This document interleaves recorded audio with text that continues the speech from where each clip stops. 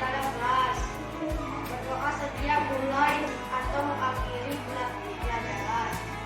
Bersikap sopan kepada teman dan guru. 6A. 1. Menginginkan kelas yang rapi dan bersih. 2. Menginginkan guru yang baik dan ramah.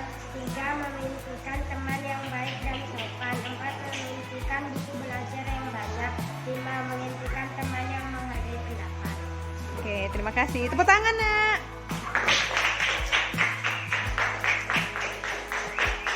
Nah, boleh ditempel. Nah, ini dia kesepakatan kelas 6A dan juga impian kelas 6A. Ya, silakan duduk. Terima kasih. Tepuk tangan semuanya.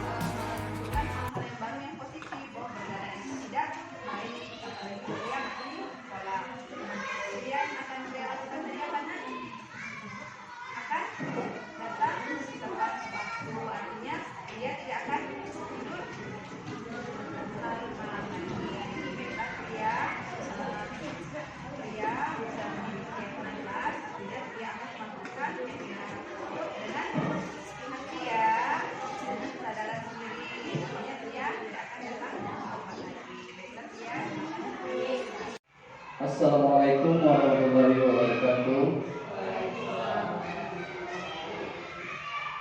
Yang saya hormati Kepala Sekolah SD Negeri 27 Bengkulu Tengah. Yang saya hormati teman-teman rekan-rekan guru SD Negeri 27 Bengkulu Tengah. Pertama-tama marilah kita panjatkan puji dan syukur kita atas kehadiran Allah Subhanahu wa taala yang mana pada hari ini kita masih diberi kesempatan dan kesehatan untuk menghadiri acara kegiatan diseminasi tentang budaya positif. Kemudian salam beri salam juga tidak lupa kita kirimkan kepada Nabi besar kita Nabi Muhammad Sallallahu Alaihi Wasallam yang merupakan Nabi akhir, Nabi rahmatan lil alamin.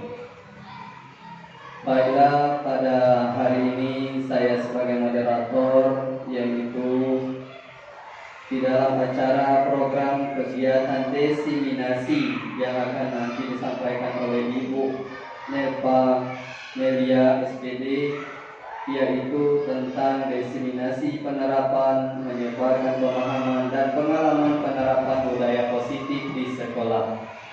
Adapun program ini nanti akan berjalan dan akan disampaikan oleh Ibu Nelpa. Adapun acara kita yaitu yang pertama, acaranya yaitu pembukaan. Marilah kita buka acara ini dengan membaca basmalah. Bismillahirrahmanirrahim. Kemudian ada acara inti dan nanti ada penutup.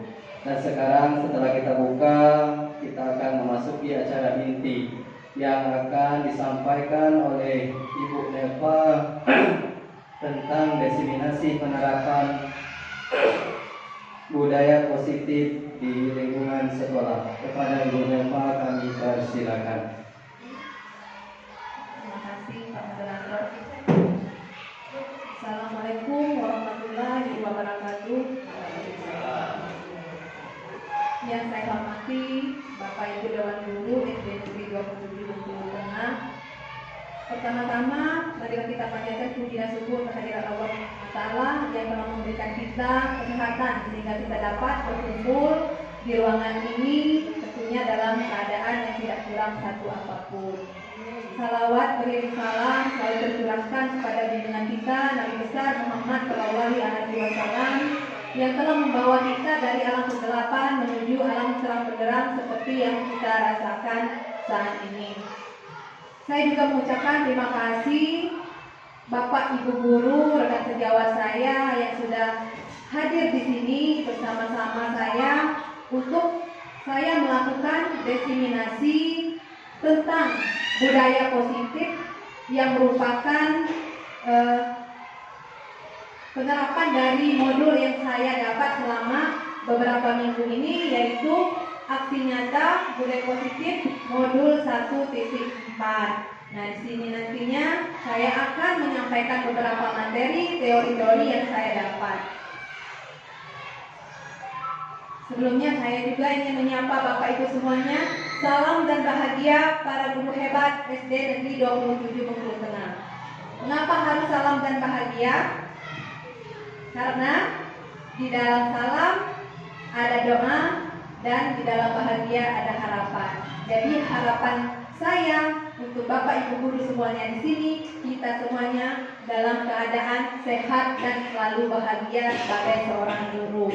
Kita bergerak bersama, saling mendukung dan berkolaborasi demi mewujudkan budaya positif di sekolah kita tercinta. Baiklah Bapak Ibu, mungkin Bapak Ibu di sini semuanya sudah lebih banyak tahu daripada saya, sudah lebih paham daripada saya dan lebih banyak berpengalaman. Jadi di sini posisinya saya bukan mengajarkan, tetapi menyampaikan beberapa materi yang saya ketahui. Di sini nanti ajang kita saling berbagi informasi. Jadi sekarang karena di sini tentang budaya positif, ada konsep utama dari modul yang saya pelajari, yaitu modul budaya positif. Satu, perubahan paradigma belajar, kemudian disiplin positif, kebutuhan dasar manusia, motivasi perilaku manusia, posisi kontrol restitusi, dan segitiga restitusi. Tentunya mungkin ada beberapa yang baru kita dengar, termasuk saya Bapak Ibu juga termasuk baru mendengar kata-kata ini. Nah, tentunya kita akan kupas satu persatu, mulai dari yang pertama yaitu perubahan paradigma belajar.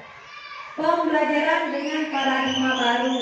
Inilah yang diharapkan dari kami semuanya di program guru penggerak itu. Ya, dari pemerintah mengharapkan kita melakukan pembelajaran dengan paradigma baru.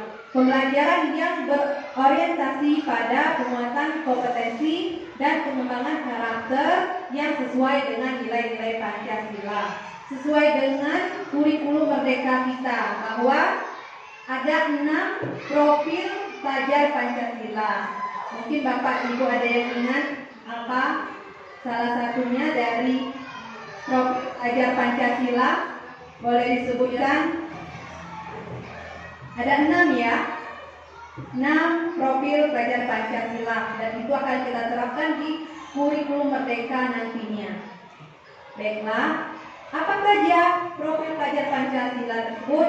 Yang pertama ada beriman, bertakwa kepada Tuhan Yang Maha Esa dan berakhlak mulia. Jadi di sini memang penanaman karakter yang harus ditumbuhkan dalam pembelajaran kurikulum merdeka nantinya. Kemudian berkebinekaan global, bergotong royong, mandiri, bernalar kritis, dan kreatif. Jadi mungkin Bapak Ibu tadi ada yang sudah bisa ya, 1, 2, mungkin sebagian lupa. Jadi inilah 6 profil pelajar Pancasila. Jangan sampai nggak tahu kita dulu. Kemudian lanjut lagi ke konsep utama modul budaya positif. Nah, sekarang mari kita membahas tentang konsep disiplin positif yang merupakan unsur utama dari budaya positif itu sendiri. Ya, untuk melakukan budaya positif tentunya kita harus disiplin positif. Sekarang, apa sih itu disiplin? Mungkin Bapak Ibu mau beri tanggapan Bapak Ibu sendiri. Apa sih disiplin? Pak Sarah mungkin? Apa itu Pak disiplin? Tepat waktu. Apa? Mematuhi aturan. Ya, di sini asumsi kita bahwa disiplin itu menaati aturan. Coba kita lihat apa itu disiplin. Disiplin positif. Nah, dalam budaya kita, maka kata disiplin dimaknai menjadi sesuatu yang dilakukan seseorang untuk orang lain agar mendapat sebuah kepatuhan. Artinya apa? Kita melakukan sesuatu disiplin itu adalah bentuk kepatuhan kita terhadap orang lain. Nah, asumsi ini sebenarnya yang ingin kita ubah dalam pola pikir kita yang baru.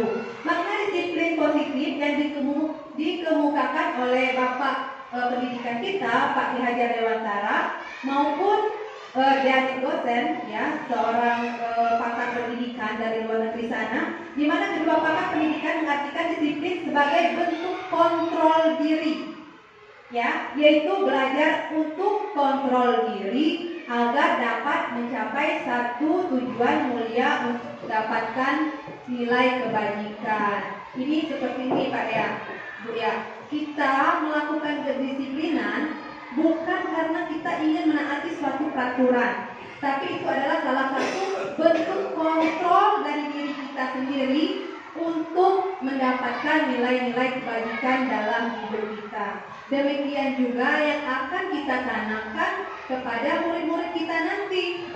Disiplin yang kita inginkan, disiplin positif, bukan karena mereka takut hukuman atau karena penghargaan, ya, tetapi disiplin ini memang ditumbuhkan ke dalam diri masing-masing murid sebagai bentuk kontrol diri mereka untuk menanamkan nilai-nilai kebajikan yang nantinya berfungsi untuk mereka sendiri, bukan untuk orang lain. Penanaman disiplin positif ini bertujuan untuk menumbuhkan kesadaran dari hati murid-murid kita. Berarti kesadarannya dari hati. Artinya sudah ada motivasi intrinsiknya, bukan karena pengaruh orang lain atau pengaruh kontrol dari orang lain. Nah, kadang kita berasumsi yang mengontrol murid itu adalah guru.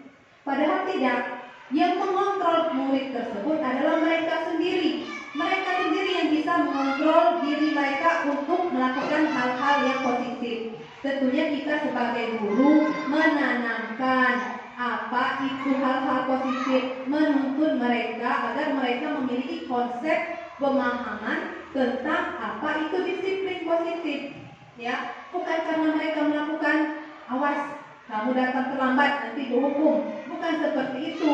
Jadi mereka, oh kalau saya datang terlambat berarti saya tidak menghargai diri saya sendiri, saya tidak disiplin. Nah, konsep-konsep inilah yang ingin kita tanamkan kepada murid-murid kita nantinya.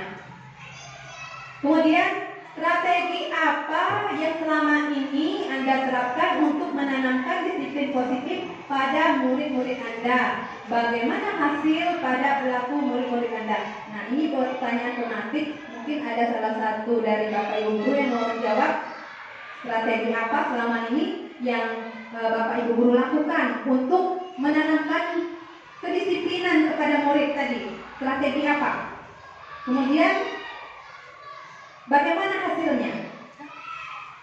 Memberikan contoh. Oh, coba Pak Nur, gimana Pak Nur? Memberikan contoh pada anak. Memberikan contoh pada anak. Dan bagaimana hasilnya Pak? Belum maksimal. Oh, ya. Memang kendala bukan saja di sekolah kita Bapak Ibu, dimanapun kendalanya sama, kurang maksimal. Nah itu tadi kita harus berusaha dan menuntun lebih kuat lagi, memberi contoh. Memang kita sebagai badan tentunya harus memberi contoh terlebih dahulu kepada murid-murid kita. Tanpa contoh hanya kata-kata, tentu saja murid tidak akan melakukan. Ibu itu aja nggak seperti itu, saya seperti ini. Nah jadi ada teladan di dalamnya, ada contoh. Walaupun hasilnya belum maksimal, kita akan mencoba menggali lagi bagaimana hasil itu bisa maksimal nantinya. Nah, ada keterkaitan antara disiplin positif dengan kebutuhan dasar manusia.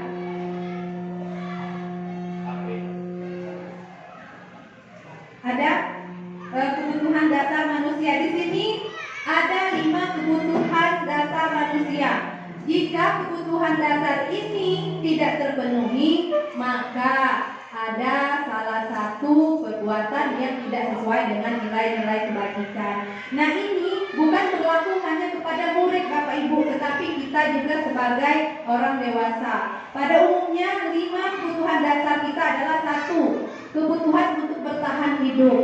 Nah, untuk bertahan hidup bagaimana? Ya kita makan, kita bekerja mencari uang, kita beristirahat, kita tinggal di tempat di rumah, mempunyai tempat tinggal, itu adalah kebutuhan kita, kebutuhan hidup. Bagaimana jika kita tidak memiliki memenuhi kebutuhan itu? Maka sering terjadi tindak kriminal di mana-mana, akhirnya keluar dari budaya positif itu tadi. Artinya kebutuhan hidup harus terpenuhi terlebih dahulu. Yang kedua, adanya rasa kasih sayang dan rasa diterima. Nah, ini sangat manusiawi sekali bagi kita manusia dan makhluk sosial. Kita menginginkan rasa kasih sayang dan juga rasa diterima. Contohnya seperti ini, kita di suatu kelompok atau komunitas, kita orang baru.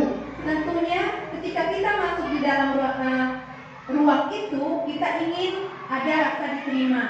Cobalah kalau kita duduk sendiri, teman-teman berbicara sendiri, kita tidak ada yang mau menemani, ada kebutuhan yang tidak terpenuhi. Akhirnya apa? Kita tidak bisa bergabung di komunitas itu, akhirnya keluar. Nah, itu tadi akhirnya meninggalkan nilai-nilai kebajikan karena kebutuhan kita tidak terpenuhi. Seperti itu juga dengan murid Bapak Ibu. Ketika murid merasa tidak diterima, tidak mendapatkan kasih sayang di kelasnya, oleh wali kelas, oleh teman-temannya, dia akan melakukan hal-hal negatif, jauh dari perbuatan positif. Jika sering dibully, itu kan artinya tidak ada rasa penerimaan dari kawan-kawannya, dari rekan-rekannya. Itulah yang harus kita hindari. Tidak adanya rasa kasih sayang dari teman-temannya. Temannya nggak mau berteman, itu bisa mempengaruhi dia untuk berperilaku tidak baik. Kemudian adanya penguasaan. Nah, ini juga penguasaan. Bila kita kaitkan ke murid, ketika kita memberikan sebuah materi pembelajaran dan kemudian murid itu mengalami kesusahan untuk menerima, tentunya akan ada hal-hal yang negatif juga yang dia lakukan. Seperti mungkin dia tidak mengerjakan. Itu bisa jadi karena memang tidak ada penguasaan di dalam dirinya. Nah, bagaimana peran kita sebagai guru? Peran kita sebagai guru mengetahui kebutuhan apa yang kurang, misalnya kebutuhan penguasaan. Tinggal kita mensiasati dan berstrategi untuk bagaimana caranya anak ini bisa menguasai dalam tanda kutip ya Bapak Ibu, bukan menguasai dengan handal segala macam, tapi minimal dia sudah paham akan apa yang kita beri pelajaran. Kalau masih tidak bisa, kita refleksi diri. Kita lihat apakah kita sudah bisa atau belum untuk melakukan peningkatan. Jangan stop batas, nggak bisa anak ini, nggak bisa, terus kita tinggalkan. Tidak seperti itu. Tapi kita selalu merefleksi pembelajaran kita dari hari ke hari, dari minggu ke minggu, sehingga ada peningkatan terhadap murid. Kemudian kebebasan. Nah, ini anak usia sekolah SD, kodrat mereka itu bermain-main. Ya, memang kodratnya. Jadi kadang kita memang kadang kesal Bapak Ibu, termasuk saya. Kadang kita mau ajak belajar, terus mereka bermain-main. Tapi ternyata itulah kodratnya. Maka dari itu kita sebagai guru harus melakukan pembelajaran berdiferensiasi agar minat siswa atau murid-murid kita itu bisa tumbuh dan mereka merasa mereka tidak terkekang akan apa yang kita berikan di kelas. Mereka bukan diatur, tapi mereka diberikan arahan dengan tuntunan. Sulit, memang sulit Bapak Ibu, tapi inilah yang harus kita perjuangkan untuk kedepannya. Kemudian kesenangan. Nah, ini yang sering terjadi. Anak-anak tidak suka memasukkan bajunya, dia mengeluarkan bajunya. Pernah saya tanya, kenapa nak senang aja aku seperti ini, bebas katanya. Nah itu mereka menginginkan kebutuhan kesenangan. Dari itu kita memberikan tuntunan, boleh bersenang-senang, tetapi jangan pada saat di sekolah, karena di sekolah kita memiliki keyakinan kelas, keyakinan sekolah. Bagaimana jika kita melanggar itu dan kita bisa memberikan masukan-masukan kepada murid kita? Tidak harus dengan marah-marah, tidak harus dengan memukul, tapi cukup dengan memberikan tuntunan. Sekali lagi, sulit, memang sulit Bapak Ibu, sulit sekali. Tapi itulah yang diinginkan oleh kementerian, oleh pemerintah, dan tentunya untuk mencapai pendidikan, tujuan pendidikan itu sendiri.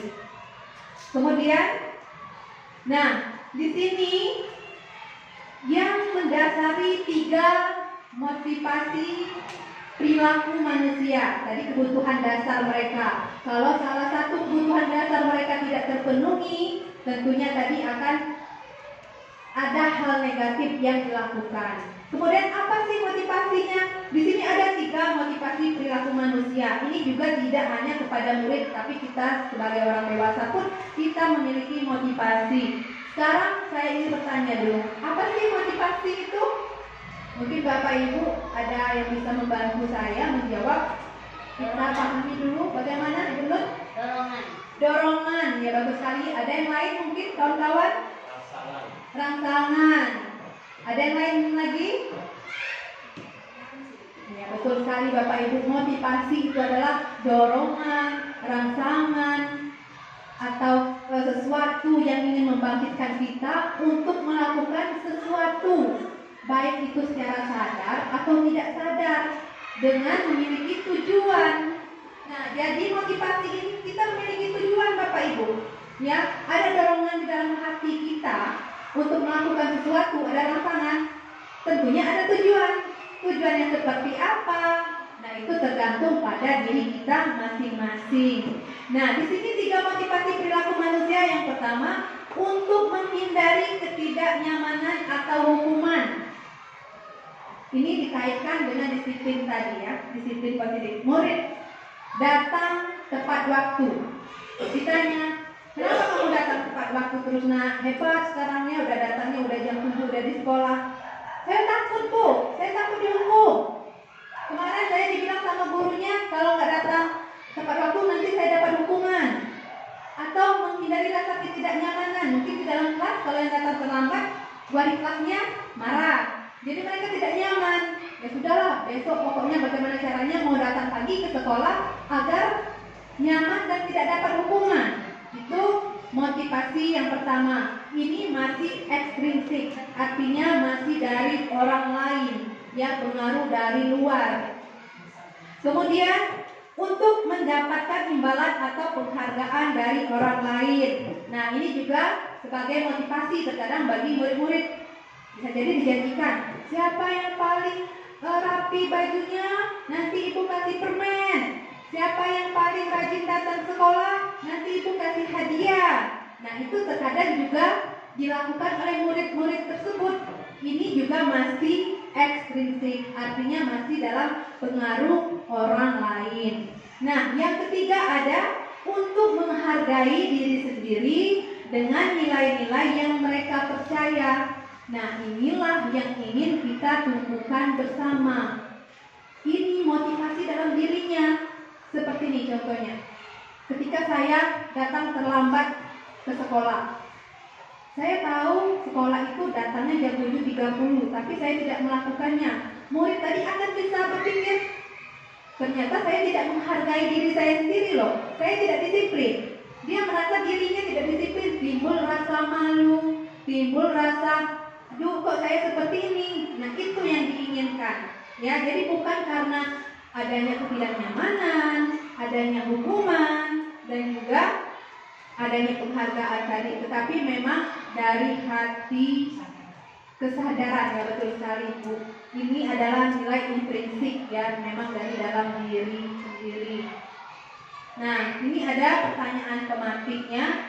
Bila di sekolah Anda tidak ada peraturan yang mengharuskan guru datang tepat waktu dan tidak ada surat teguran bagi guru yang datang terlambat dan tidak ada atasan yang memuji Anda, apakah Anda akan tetap datang tepat waktu untuk mengajar murid-murid Anda? Jelaskan alasan Anda. Mungkin ada ibu yang ingin bantu menjawab.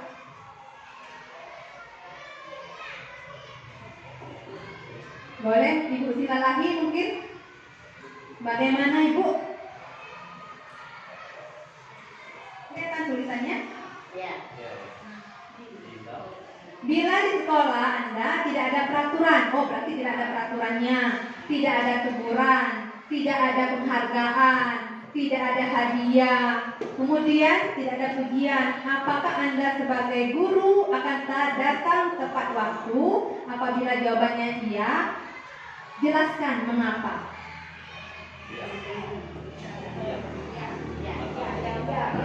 Siapa yang mau mencoba mengungkapkan alasannya? Kalau umpamanya itu di atas 9 sekolah Anda tidak ada peraturan, ya memang. Kalau memang tidak ada peraturan di sekolah, ya bagaimana kita tidak melanggar, ya wajar kita melakukan itu. Tapi yang mengharuskan guru datang tepat waktu benar. Kalau di sekolah itu biasanya ada peraturan dan kita harus melakukan dan kita harus mentaati peraturan itu. Kalau memang setengah 8 masuk setengah 8 sebelum setengah 8 kita harus sudah hadir di sekolah. Contoh seperti saya tadi terlambat, kan gitu. Nah, saya terlambat tadi Bu, memang itulah keadaan tadi. Kita dari rumah tadi jam 7 kurang 10 tahu di jalan pecah. Oke, baiklah Ibu. Jadi intinya tetap akan menjalankan, ini kan seandai, kita berandai-andai loh. Berandai-andai tidak ada peraturan, tidak ada teguran, tidak ada pujian, tidak ada penghargaan. Apa sih yang saya lakukan? Sebenarnya kembali ke diri kita sendiri loh Bapak Ibu ya. Nah, bagaimana akan melakukan iya atau tidak? Jika iya, apa sih yang mendasari kita melakukan itu? Itu mendisiplinkan diri sendiri. Oh ya, karena merasa tanggung jawab dan mendisiplinkan diri kita sendiri. Berarti itu intrinsik ya Bapak Ibu, tidak ada lagi dari ekstrinsiknya, bukan dari eksternalnya, dari internal kita.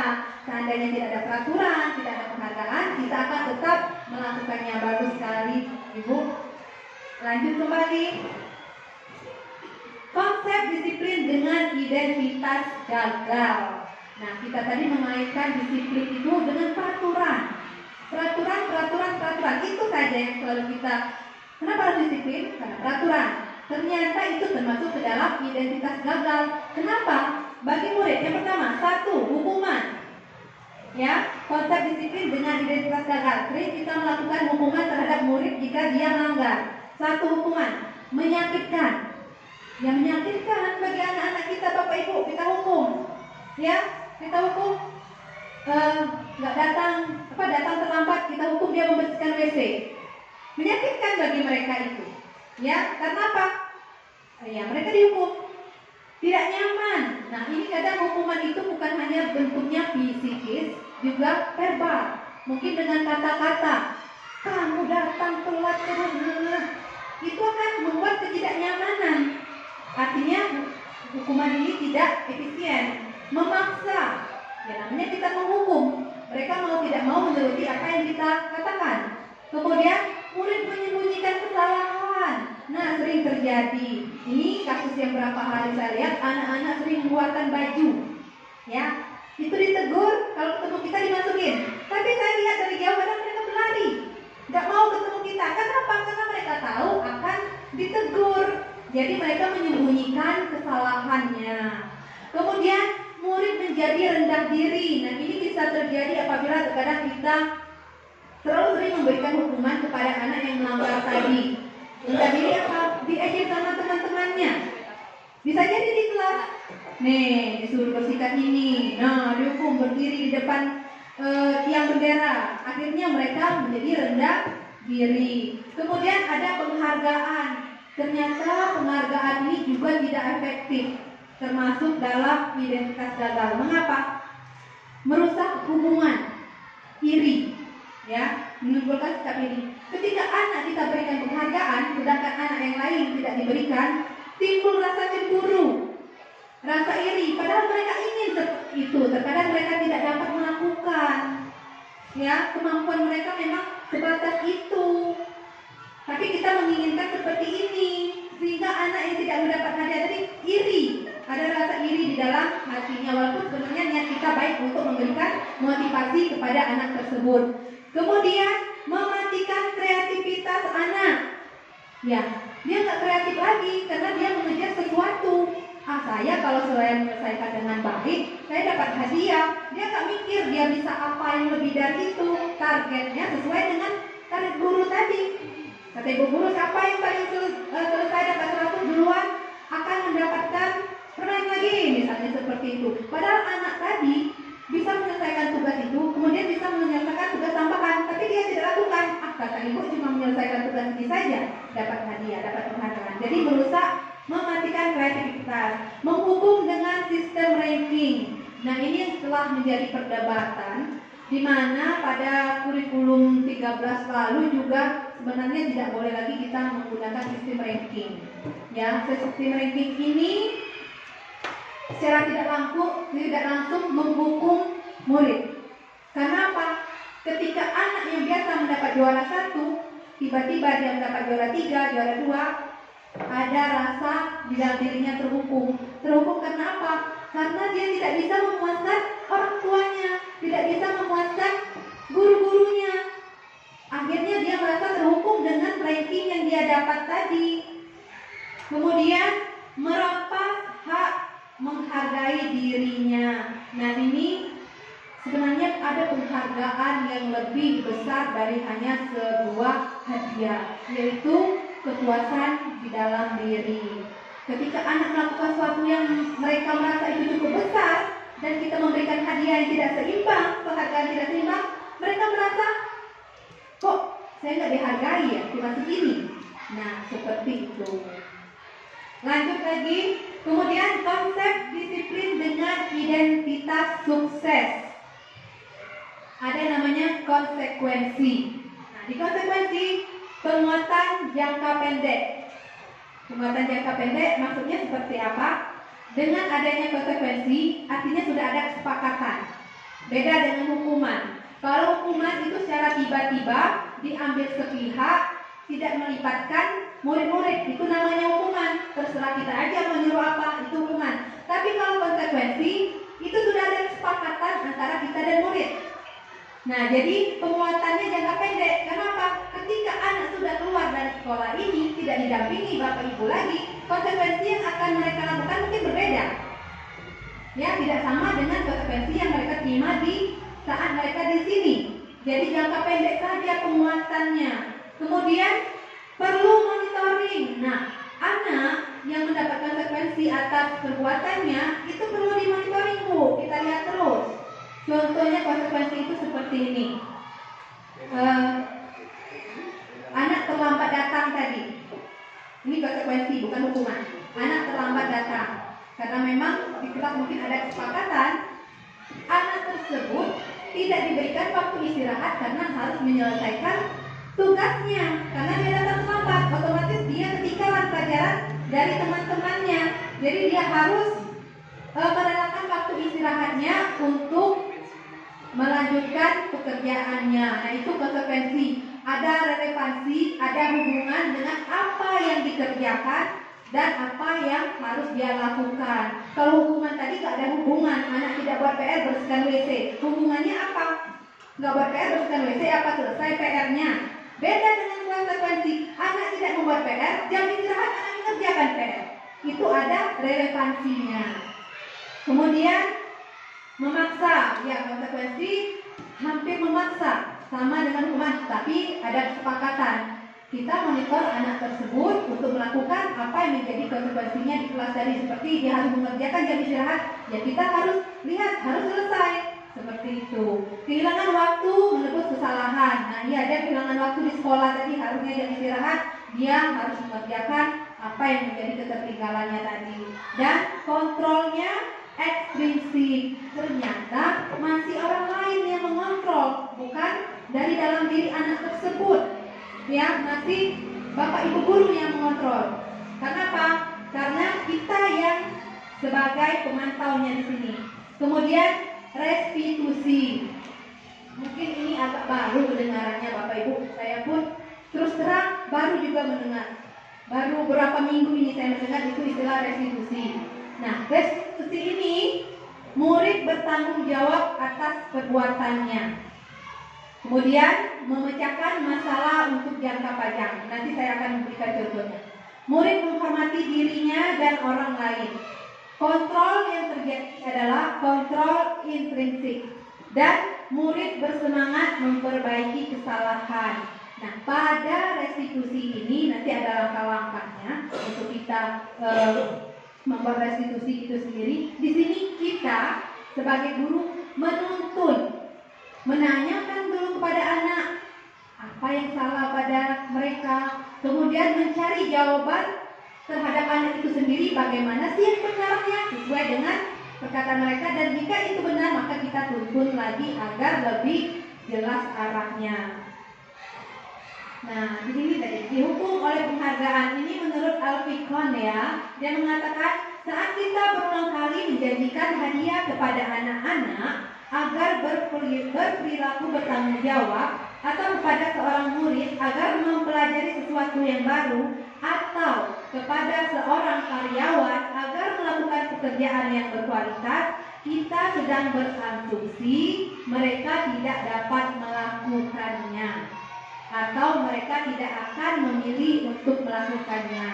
Nah, artinya ketika kita berasumsi ingin memberikan penghargaan, timbul dalam hati kita, kalau nggak diberi penghargaan mungkin mereka tidak akan melakukan. Artinya kita berasumsi mereka tidak dapat melakukannya tanpa penghargaan. Sebenarnya jika memang ada motivasi intrinsik di dalam dirinya tadi, mereka mampu melakukan tanpa harus ada penghargaan.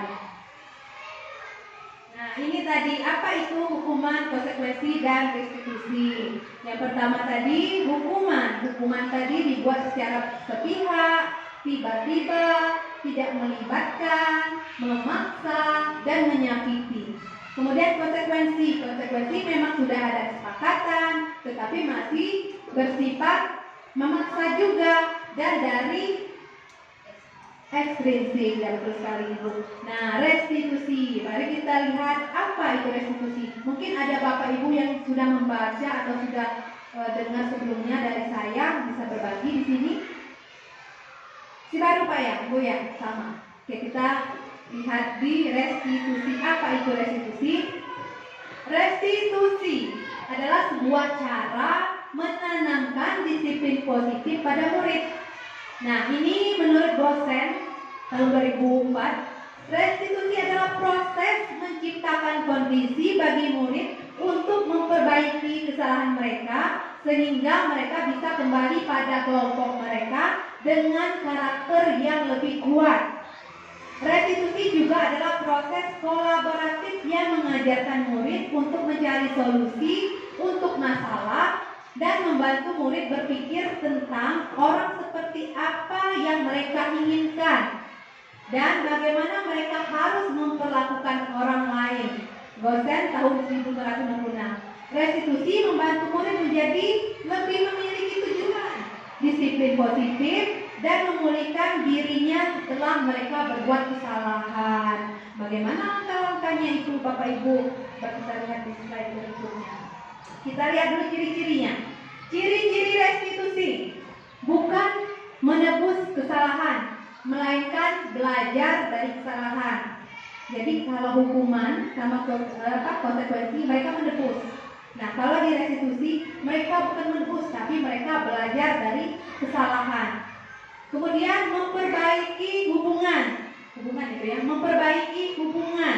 Kenapa? Ketika anak dikasih hukuman, mungkin hubungan dengan guru itu renggang. Anak bisa saja mendendam, benci. Ketika dia melakukan perintah kita dengan memberi hukuman, mungkin dia melaksanakan, tetapi dalam hatinya dongkol. Ya, nah itu kalau di restitusi nantinya ini akan memperbaiki hubungan yang seperti itu.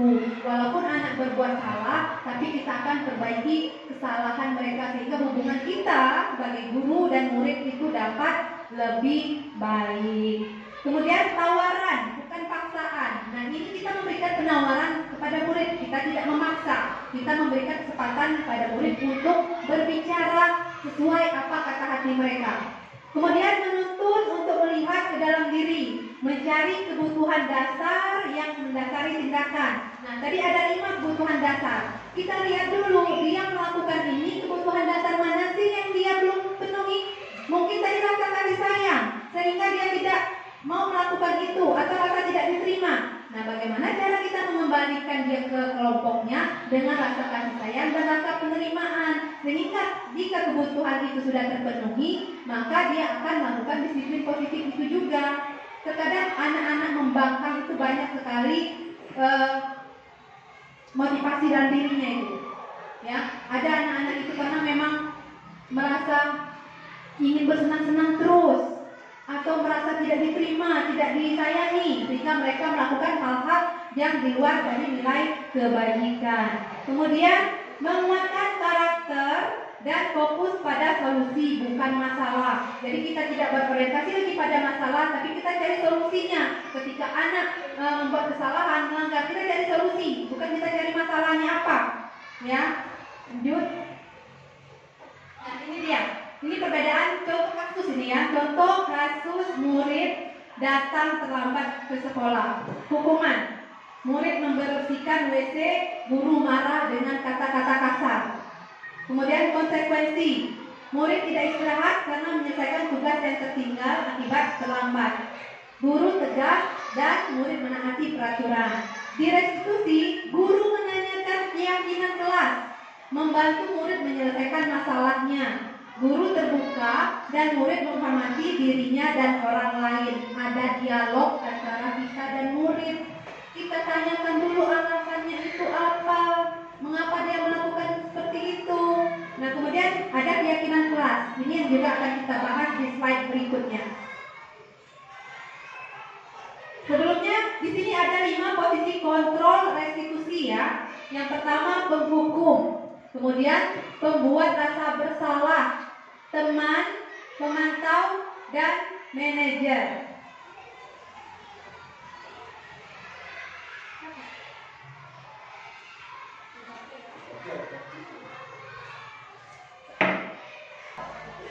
Ini 5 posisi kontrol restitusi. Sekarang kira-kira Bapak Ibu selama ini berada di posisi yang mana? Kalau menurut Bapak Ibu sendiri, sebagai penghukum kah, sebagai pembuat rasa bersalah, teman, pemantau, atau manajer? Kalau saya jujur terus terang saya penghukum loh Bapak Ibu selama ini. Mika di mana Mika posisinya Bu? Penghukum. Nah, terus apa lagi? Pemantau juga, teman juga. Baiklah, kita kupas lebih lanjut. Apa itu penghukum, pembuat rasa bersalah, teman, pemantau, dan manajer? Contoh penerapan 5 posisi kontrol. Kasus tadi, murid datang terlambat, penghukum. Seperti yang saya katakan tadi, patuhi perintah saya, berdiri di depan kelas atau berdiri di lapangan, bersihkan WC. Itu salah satu contoh kita berperan sebagai penghukum. Kemudian ada pembuat rasa bersalah. Kalau penghukum tadi biasanya nadanya keras ya, nadanya tinggi, kata-katanya sedikit kasar. Nah, kalau pembuat rasa bersalah ini gimana? Sudah berapa kali Ibu bilang, kamu masih saja melanggar. Ibu kecewa sama kamu. Nah, itu pembuat rasa bersalah. Kenapa? Karena anak-anak merasa, aduh, saya bersalah. Walaupun kita tidak bicara kasar dengan nada yang lembut ya, halus ya. Di sini sebagai pembuat rasa bersalah. Ini juga sering saya lakukan Bapak Ibu. Kemudian teman, ayolah tertib akan aturan. Buat Ibu Bapak bangga kali ini tidak apa-apa, kamu salah. Sering karena kita melakukan seperti itu. Ada yang pernah melakukan? Ayolah, ayolah. Nah, seperti itu. Kita memposisikan diri kita sebagai teman agar kita tidak terlalu dibenci dan juga kita bisa disenangi oleh anak-anak murid tadi. Ya, kita memaklumi mereka membuat kesalahan. Kemudian pemantau. Nah, pemantau ini kamu sudah melanggar, masih ingat konsekuensinya? Nah, itu peran kita sebagai pemantau. Secara tidak sadar mungkin beberapa hal ini pernah kita lakukan. Ya, kita menjadi pemantau pernah, penghukum pernah, pembuat rasa bersalah pernah, menjadi teman juga pernah. Tergantung lagi seberapa banyak kapasitasnya. Dan yang terakhir adalah manajer. Manajer, ini contoh pertanyaan manajer. Apakah kamu tahu kesalahanmu? Kira-kira bagaimana kamu akan memperbaiki kesalahan kamu tersebut? Nah, itu adalah kita di posisi manajer. Dan ternyata manajer ini bukan hanya kepala sekolah Bapak Ibu, tetapi guru-guru juga dia memiliki posisi manajer.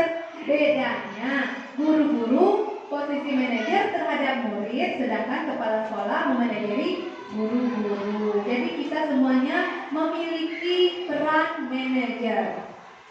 Lanjut. Keyakinan kelas. Tadi sudah saya singgung Bapak Ibu tentang keyakinan kelas. Adakah Bapak Ibu di sini yang sudah membuat keyakinan kelas? Atau mungkin pernah dengar dari teman-teman atau rekan-rekan lain tentang keyakinan kelas?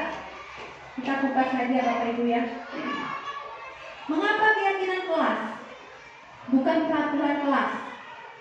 Mengapa demikian? Ini ada pertanyaan tematik. Mengapa kita memiliki peraturan tentang penggunaan helm pada saat mengendarai kendaraan roda 2 atau motor? Kita disuruh memakai helm. Kita merasa itu peraturan. Seharusnya kita menyadari itu keyakinan. Kalau kita tidak memakai helm, kita jatuh, terjadi apa-apa, kita yang akan menanggung akibatnya. Tetapi sering kita melanggar. Kenapa? Karena itu berupa peraturan yang kita anggap peraturan. Maka dari itu kata peraturan kita rubah menjadi kata keyakinan. Mengapa kita harus menggunakan masker dan mencuci tangan setiap saat? Sebenarnya kita yakini itu adalah untuk menjaga diri kita agar sehat, bukan hanya peraturan dari pemerintah. Ya, kita yakini dulu apa yang kita lakukan itu apa gunanya untuk diri kita sendiri. Seperti itu juga yang ingin kita terapkan ke murid. Jadi keyakinan, bukan peraturan. Kalian melakukan ini, oh ini nanti hasilnya. Kalian lakukan datang tepat waktu, kalian menghargai diri kalian sendiri. Bukan takut sama ibu dihukum, bukan ibu mengejar hadiah dari ibu. Itu seperti itu ya Bapak Ibu. Artinya tumbuhkan keyakinan. Nah di sini saya kemarin sudah mencoba membuat kesepakatan kelas dan mencoba membuat keyakinan kelas. Kenapa keyakinan kelas ini Bapak Ibu ternyata akan menjadi sebuah namanya keyakinan sekolah. Kalau sekolah artinya menyeluruh. Nah di sini saya memohon bantuan Bapak Ibu rekan sejawat saya, kita bersama-sama nantinya membuat keyakinan kelas. Karena apa? Ketika hanya satu kelas saja yang membuat, kelas lain akan bertanya. Dan ketika kepala sekolah kita akan membuat program keyakinan sekolah, anak-anak belum paham apa itu sih keyakinan sekolah. Tetapi jika mereka sudah memiliki keyakinan kelas, nanti mereka tahu, oh keyakinan itu seperti ini loh. Ini cakupan lebih luas, nanti ada namanya keyakinan sekolah. Nah, di sini saya ada video ketika saya menerapkan pembuatan keyakinan kelas bersama anak kelas 6. Nah, di sini saya mengajak anak-anak mereka menuliskan sendiri apa keyakinan mereka, keyakinan yang baik terhadap kelas. Bisa dibesarkan Pak?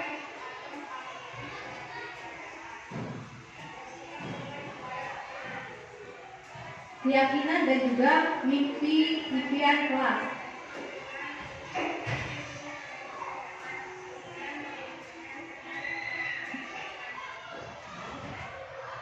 Nah, ternyata mereka sudah memiliki keyakinan kelas. Apa keyakinan kelas mereka? Bu, kelas harus bersih karena mereka yakin dengan kelas yang bersih akan sehat. Nah, hasil keyakinan kelas itu tadi kita pilih-pilih dan kita tempelkan di kelas kita masing-masing. Apa sih poin-poin dari keyakinan kelas itu? Nah, ini contoh dari kesepakatan kelas yang berdasarkan dari keyakinan kelas. Boleh Ibu lihat ada contohnya di kelas 6. Ini yang telah saya buatkan. Ini kita memberikan kepada mereka terlebih dahulu ya Bapak Ibu untuk membuat kemudian kita menempelkannya.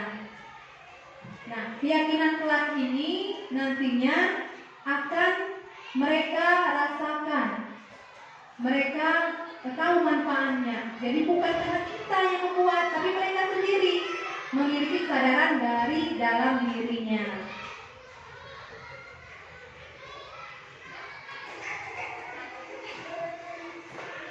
Nah, sekarang bagaimana pembentukan keyakinan kelas?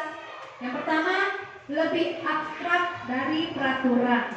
Ya, kalau peraturan tadi kata-katanya berorientasi negatif. Tidak boleh membuang sampah sembarangan.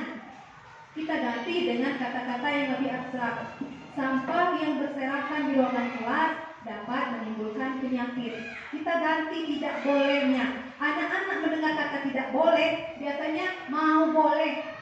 Ya, mau melanggar, itu lain terpikir. Kalau dikatakan tidak, jadi kita rubah. Kemudian berupa pernyataan universal. Ya, pernyataannya universal dan memiliki nilai-nilai kebajikan tentunya. Dibuat dalam bentuk positif, kemudian sedikit saja agar mudah diingat. Gak usah panjang lebar sampai 20 keyakinan kelas, gak usah. Ya, cukup 5, 10 itu saja. Yang penting murid yang berdiri sendiri, mereka sendiri yang membuat dari keyakinan mereka sehingga mereka dapat melakukannya. Kemudian sesuai dengan kondisi sekolah dan warga sekolah yang dilibatkan saat membuat keyakinan kelas. Nah, karena ini masih ruang lingkup kelas, artinya Bapak Ibu guru beserta anak didik Bapak Ibu guru, dan juga boleh koordinasi dengan orang tua sebenarnya. Ya, untuk pembuatan keyakinan kelas agar orang tuanya tahu, oh ini yang diyakini anak saya di kelas. Bagaimana saya berusaha untuk mewujudkan hal tersebut. Berpakaian rapi di sekolah, boleh kita beritahu ke orang tuanya. Itu keyakinan yang dipilih oleh anak Bapak Ibu. Nah, orang tuanya juga akan menegur jika anaknya tidak berpakaian rapi ke sekolah. Termasuklah dengan rambut yang panjang, rambut berantakan. Nanti orang tuanya jika sudah tahu keyakinan kelas, mereka akan ikut serta membantu anaknya untuk memenuhi keyakinan kelas mereka tersebut. Kemudian restitusi, ini tadi ya restitusi. Di sini ada segitiga restitusi. Nah, segitiga restitusi ini yang kita lakukan ketika kita ingin memperbaiki murid ketika berbuat salah. Apa saja langkah-langkahnya? Apa saja langkah-langkah dari segitiga restitusi tersebut? Yang pertama, validasi tindakan yang salah. Kemudian yang kedua, menstabilkan identitas. Yang ketiga, menanyakan keyakinan. Keyakinan yang mereka buat sendiri tadi. Di sini validasi tindakan yang salah. Itu bagaimana? Langkah pertamanya kita gali dulu terhadap murid tersebut. Kita bisa bertanya terlebih dahulu, mengapa kamu melakukan kesalahan itu? Setiap orang memiliki kesalahan. Artinya kita tidak langsung marah-marah, tapi kita bilang memang setiap orang memiliki kesalahan, tapi kita bisa memperbaikinya. Stabilkan dulu. Jadi ketika anak dipanggil, buat mereka merasa nyaman terlebih dahulu. Jangan langsung kita tunjuk-tunjuk, kita marah-marah. Itu sudah buat mereka menjadi down. Ya, ketika kita menstabilkan dulu identitasnya, kita kembalikan pada dirinya, dia merasa nyaman, maka murid akan lebih terbuka. Kemudian menstabilkan, kemudian menanyakan keyakinan. Nah, apa yang telah dibuat mereka di dalam kelas tadi? Keyakinan apa?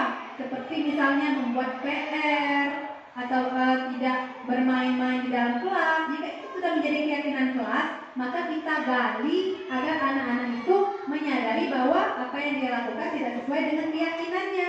Kemudian kita meminta mereka untuk nantinya melakukan hal tersebut. Anak akan menyebutkan sendiri, ya Bu, saya melakukan ini kemarin karena alasan ini. Kemudian kita tanyakan lagi, bagaimana cara kamu untuk memperbaikinya?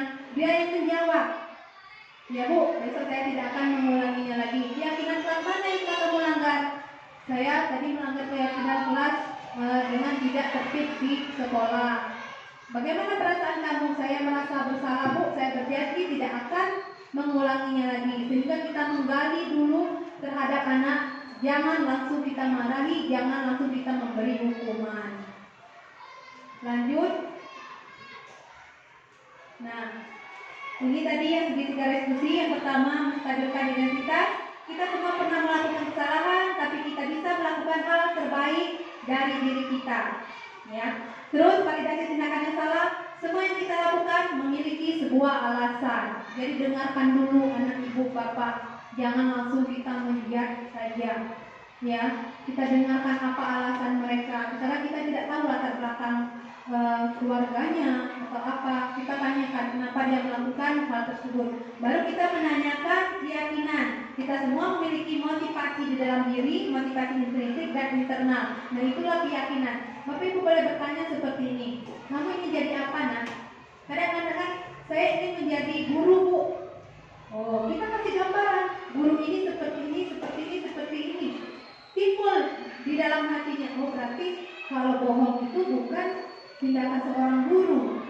Kalau berbicara kasar bukan tindakan seorang guru. Akhirnya dia memvalidasi diri sendiri apa yang harus dia lakukan jika dia ingin menjadi seperti itu. Tugasnya kita di sini adalah sebagai penuntut. Kemudian ini praktik penerapan restitusi di sekolah. Ada 2 permasalahan. Ini juga sudah saya coba kemarin di kelas 6. Boleh Pak videonya?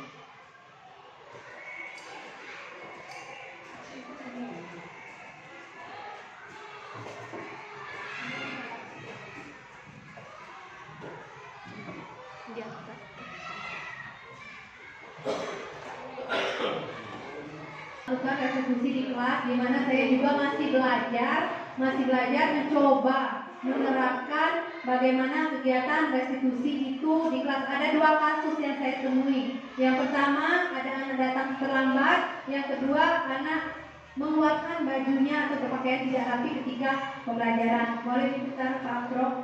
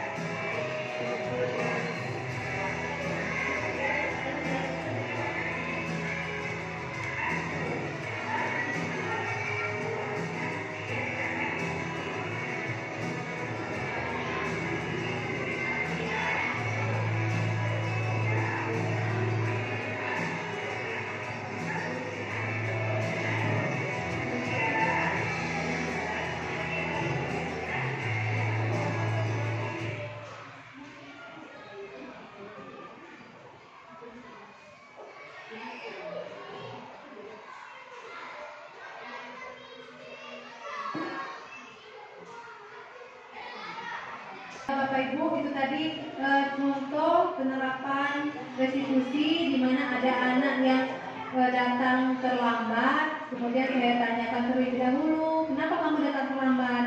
Dia menjawab, karena kesiangan Bu. Kesiangan kenapa? Karena tadi malam saya tidur lalu malam. Dia bilang seperti itu.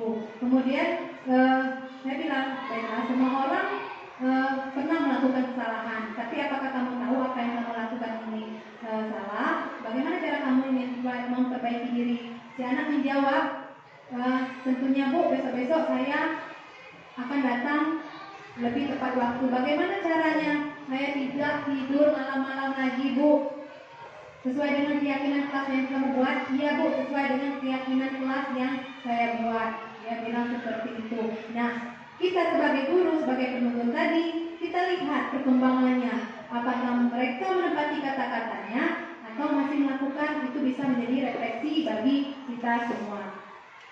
Nah, kesimpulannya, dengan menggunakan restitusi di kelas, diharapkan murid lebih percaya diri dan bertanggung jawab dengan keyakinan yang dimilikinya. Berarti mereka bertanggung jawab atas apa yang diyakini oleh mereka, bukan karena hukuman itu tadi, bukan karena penghargaan, tapi memang dari keyakinan mereka. Jika mereka melanggar, mereka berbuat tidak sesuai dengan apa yang telah disepakati, itu apa sih dampak bagi mereka? Kemudian tentunya juga tak lepas dari peran kita sebagai guru, sebagai manajer, harus selalu menuntun ke arah yang lebih baik. Dengan menggunakan restitusi, guru memberikan pertanyaan-pertanyaan bermakna kepada murid sehingga murid merasa dihargai dan didengarkan. Terkadang kita langsung saja memberikan sebuah hukuman, memberikan sebuah pernyataan tanpa kita mendengarkan terlebih dahulu. Sedangkan mereka ingin didengarkan Bapak Ibu, sama seperti kita. Kadang mereka berkata, dengarkan. Bukan berarti kita membenarkan semua perlakuan mereka, tapi kita dengar dulu. Kemudian kita cari tahu dulu mereka berbuat seperti ini kenapa. Kemudian apa sih yang mereka yakini dengan perbuatan ini tadi. Nah, itulah fungsi kita sebagai manajer dan juga sebagai penuntun. Untuk lebih lanjutnya, saya juga masih belajar Bapak Ibu, mungkin nanti bisa kita berdiskusi lebih lanjut tentang restitusi, segitiga restitusi ini. Ki Hajar Dewantara menjelaskan bahwa tujuan pendidikan yaitu menuntun segala kodrat yang ada pada anak-anak agar mereka dapat mencapai keselamatan dan kebahagiaan yang setinggi-tingginya, baik sebagai manusia maupun sebagai anggota masyarakat. Jadi Bapak Ibu guru, kita sebagai guru, saya mendengar sebuah ucapan, seekor ikan akan terlihat bodoh seumur hidupnya jika dinilai dari cara dia memanjat pohon. Apa artinya? Setiap murid kita memiliki keunikan, memiliki kodratnya masing-masing. Di sini filosofi Ki Hajar Dewantara mengatakan bahwa kita selaku pendidik menuntun kodrat itu untuk menjadi lebih baik. Makanya di sini ada namanya merdeka belajar. Merdeka belajar bukan berarti kita lepas tangan anak ini memilih sendiri, bukan, tapi kita menuntun mereka ke arah yang lebih baik. Dan juga lakukan apapun versi terbaik dari diri kita, tentunya dengan keikhlasan, dengan hati tergerak, bergerak, dan menggerakkan bersama-sama. Saya yakin Bapak Ibu guru di sini bersama saya dapat membantu berkolaborasi nantinya untuk mensukseskan apa yang telah dicanangkan demi kemajuan pendidikan kita ini. Satu orang tergerak, kemudian menggerakkan orang lain, insya Allah akan mendapatkan banyak sekali perubahan-perubahan. Kita tidak usah muluk-muluk Bapak Ibu, perubahan kecil terlebih dahulu yang kita lakukan, yaitu perubahan karakter anak. Baiklah Bapak Ibu, mungkin dari paparan materi yang telah saya pelajari di modul 1.4 ini, ada Bapak Ibu yang memiliki pertanyaan atau ingin memberikan penguatan, memberikan masukan, atau juga memberikan suatu arahan agar kita lebih baik lagi, saya persilakan. Sebelum saya kembalikan ke moderator, Pak Asarudin, boleh? Ibu, tanya Ibu Mei. Yang tanya itu disiplinan kalian itu berupa misalnya hukuman, anak itu tidak mengerjakan tugas, kita sudah bersihkan bersih. Memang tidak ada hubungannya kan? Nah, tapi bagaimana kalau anak itu yang suka berantem? Kan berantem, hukumnya tapi sudah apa? Kompromi dulu dengan anak kan sudah pasti bisa.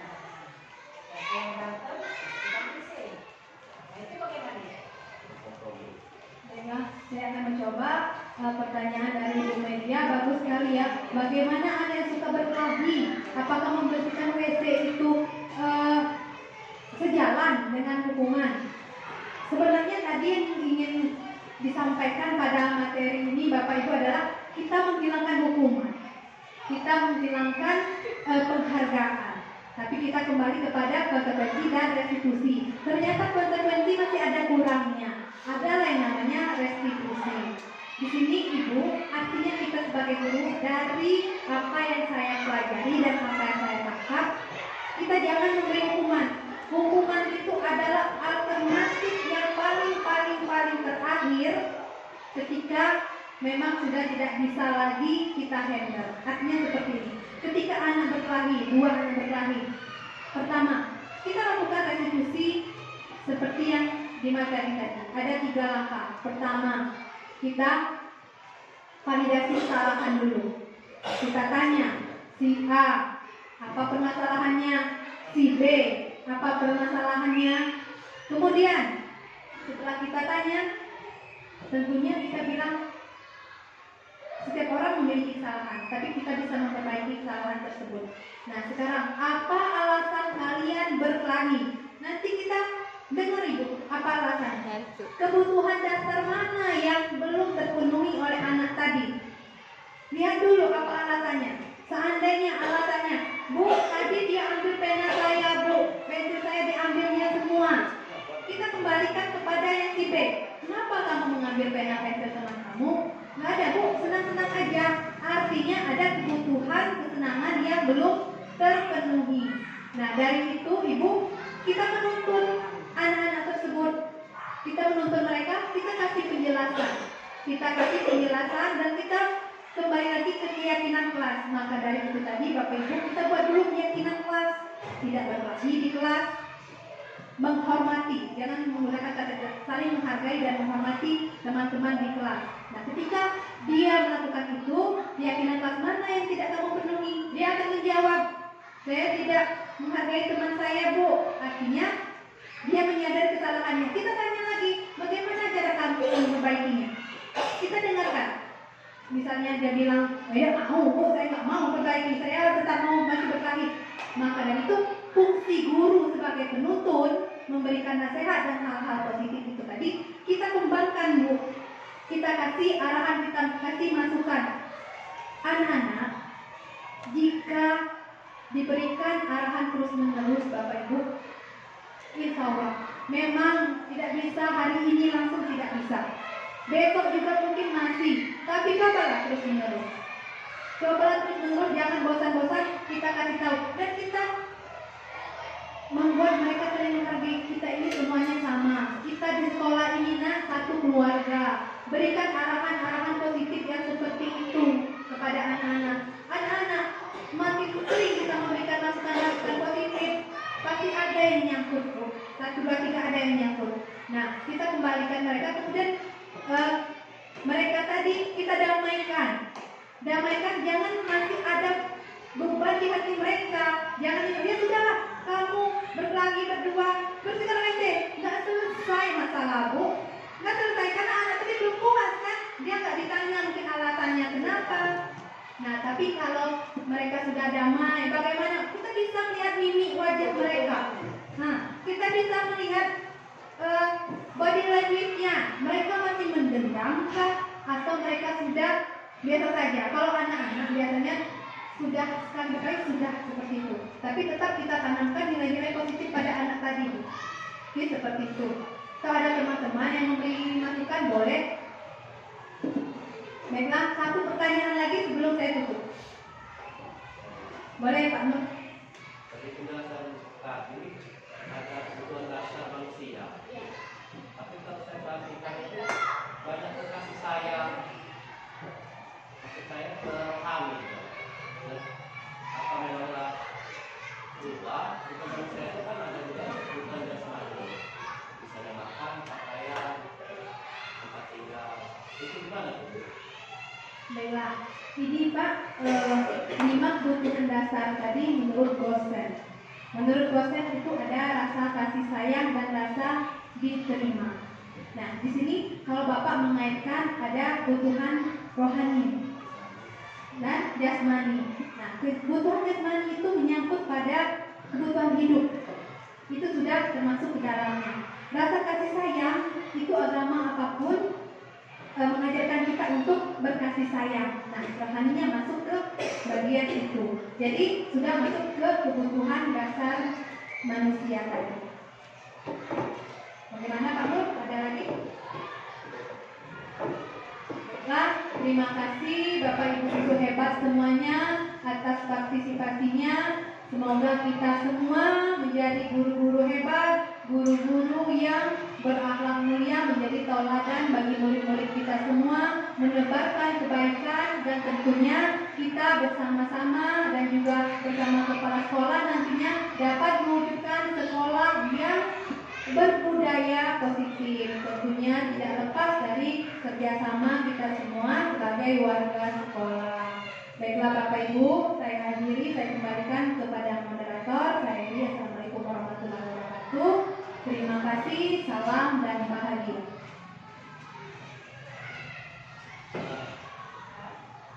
Ya, terima kasih telah pemaparan materi dari Ibu Nurfamelia tentang intinya yaitu restitusi. Guru sebagai manajer dan mengelola kelas dengan faktor intrinsik atau kesadaran dan keyakinannya pada diri siswa, bukan pendengaran dari guru. Demikianlah saya ucapkan, apabila ada yang salah saya mohon maaf. Wabillahi taufiq wal hidayah. Wassalamualaikum warahmatullahi wabarakatuh.